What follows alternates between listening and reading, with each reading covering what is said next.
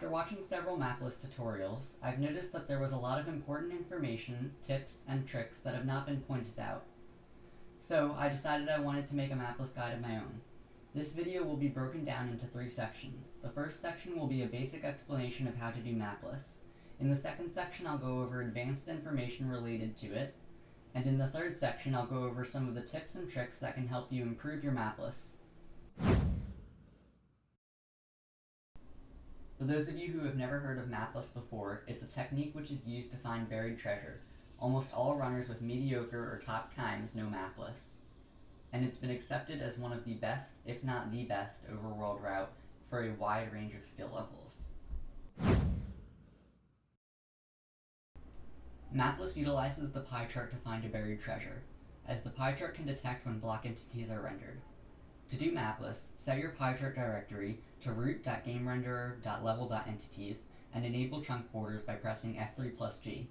With your pie chart open, scan around you for a spike in the orange section of the pie, or the block entity's proportion. When the spike occurs, this means that a subchunk with a block entity has been rendered on your screen. If you want to rescan, you must refresh your pie chart to allow the spike to disappear. I find it helpful to pick some block or feature in the world that's on the rightmost edge of your screen, if you were scanning to the right. Then angle yourself towards that block or feature, and run until you reach a chunk corner. In the demonstration on screen, the tower of blocks indicates the chunk corner of the buried treasure chunk. For now, just think of it as the far right edge of my screen when the spike occurs. As you can see, once I see the spike, I run towards where the right edge of my screen was. As soon as I come close to a chunk corner, I know that the buried treasure chunk is to the right of the chunk border. It's important to note that the measurements can also be taken from the left, however you have to mirror the entire setup. If my explanation was confusing to you, watch one of the videos linked in the description. They should be better at going over the basics. Every chunk has a 1% chance of attempting to generate a buried treasure. In order for the attempt to succeed, the chunk coordinates of 8-8 must be beach. Due to biome layering, however, the biome that appears to be at 8-8 may be misleading. More specifically, the biome of 8-8 at any Y level below 63 must be a beach or snowy beach. The buried treasure generates at 9-9 in the chunk, directly above the highest stone block in that column. The chest cannot have any air or water blocks adjacent to it, on any of the 6 faces. If it does, gravel, sand, dirt, diorite, granite, iron ore, coal ore, andesite, or stone will replace the air or water block. This can sometimes make buried treasures easy to identify, as there will be extruding stone-like blocks around 9-9 in the chunk. The lower the buried treasure is, the more common extruding blocks will become. In order for a block entity to cause a spike on the pie chart, the block entity has to be within 64 blocks of the player, and the subchunk that it's in has to be rendered. This generally just means that any part of the subchunk has to be visible on your screen. This part may be a bit confusing, but if you want the exact details, there are 3 conditions for a subchunk to be rendered. First, if all the obstructions on your screen were removed, some part of the subchunk would have to be visible on your screen. Second, the chunk which contains the subchunk has to be ticking. Third, there cannot be a wall of solid blocks obstructing all paths from the player's subchunk to the subchunk which is to be rendered. To put it simply, the subchunk of the buried treasure needs to be on your screen, the chunk needs to be within your render distance, and there can't be any thick walls between the player and the buried treasure. The pie chart directory for Mapless has 3 main components. The first and generally largest component is entities. The other 2 components are block entities and unspecified.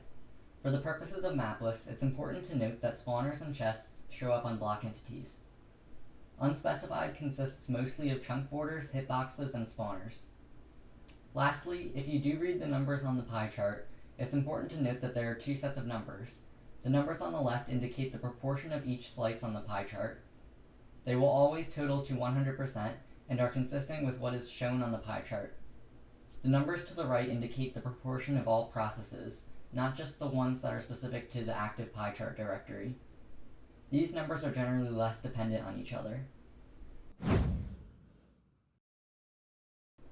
In order for Mapless to work, entity culling has to be off. The other important settings are resolution, FOV, render distance, and entity render distance.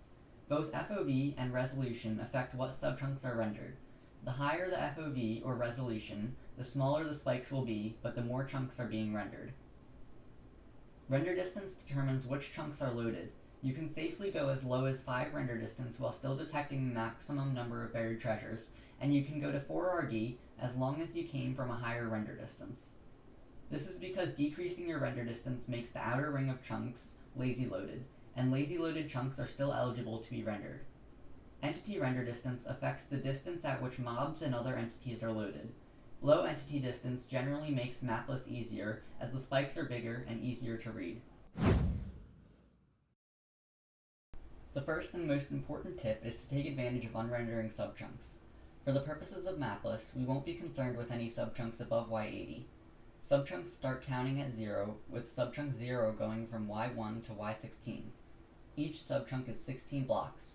It's so rare for a buried treasure to be in subchunks 0 or 1 that it's safe to ignore them.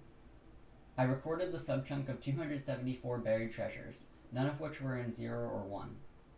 Also, no buried treasures were above Y80.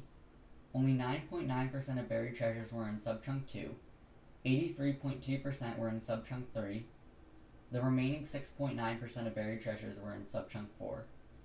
To reduce false positives, we can unrender lower subchunks.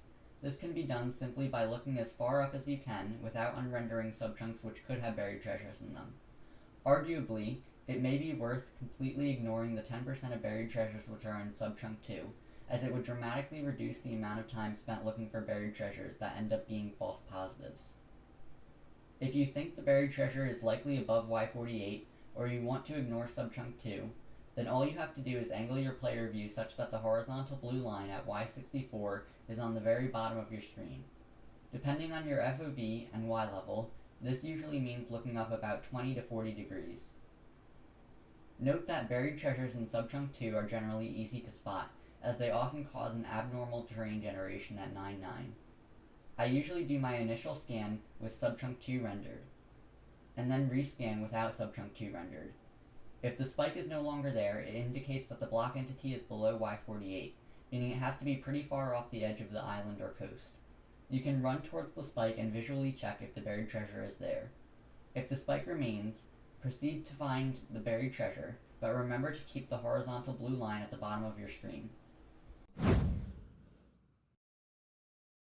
It's helpful to find 9 on one axis before finding 9 on the other axis, as it means you don't have to focus on both numbers at the same time.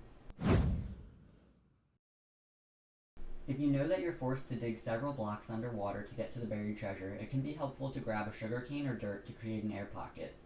This is only viable if the sugarcane or dirt are easily accessible.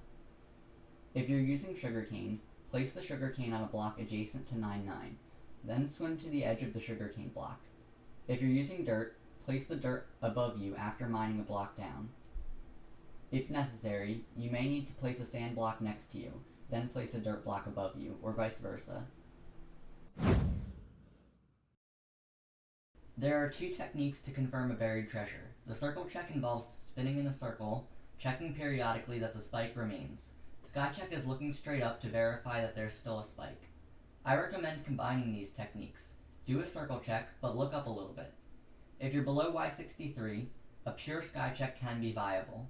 Regardless of what method you use, it is important to stay at least 2 or 3 blocks away from any chunk borders. Generally, digging for a buried treasure underwater takes a while, and there isn't much with which it can be overlapped. I find it advantageous to confirm the buried treasure while digging for it. You can do a sky check while digging for the buried treasure by double pressing F5 and refreshing the pie chart. Some parts of the chunk are better for scanning than others. In general, just stay away from the diagonals of the chunk and the chunk borders. Standing on diagonals or chunk borders can make it difficult to one-shot the buried treasure, as it increases the chance for chunk corners to overlap with each other. If you identify both the left and right edges of the spike, it can become very easy to locate the chunk from which the spike is coming. The further apart they are, the closer the chunk is. After you see the general direction of the spike, press F5 twice such that you're looking behind yourself and run towards the spike. Once you cross the chunk border with the buried treasure in it, The pie chart will reveal a spike. This is very easy when the spike occurs on an axis. For people who use left shift for crouch, it may be helpful to rebind right shift to something more convenient so that you refresh pie chart during Mapless without crouching. Staying above sea level minimizes your chances of having a certain false negative, specifically when the buried treasure subchunk is not rendered because there are solid blocks obstructing it. Whenever there is a significant proportion of the pie chart taken up by destroy progress, it means that you have left a block partially mined. To fix this, just look at any block and start to mine it. You can just tap left mouse button. The spike in block entities and unspecified will look different for chests and spawners. If you want to see what they look like, find a dungeon and a buried treasure in creative mode, and scan to see what they look like. Keep in mind these will be different on each computer. When you think the spikes could be coming from multiple chunks, scan on 30 FOV and or use thin hardo macro, such that your chances of rendering both spikes is minimized. Playing on 50% entity render distance allows you to do Mapless on higher render distances, as it limits the distance at which entities can be rendered, making the spikes easier to spot. Just make sure that you remember to increase it after you've found the buried treasure.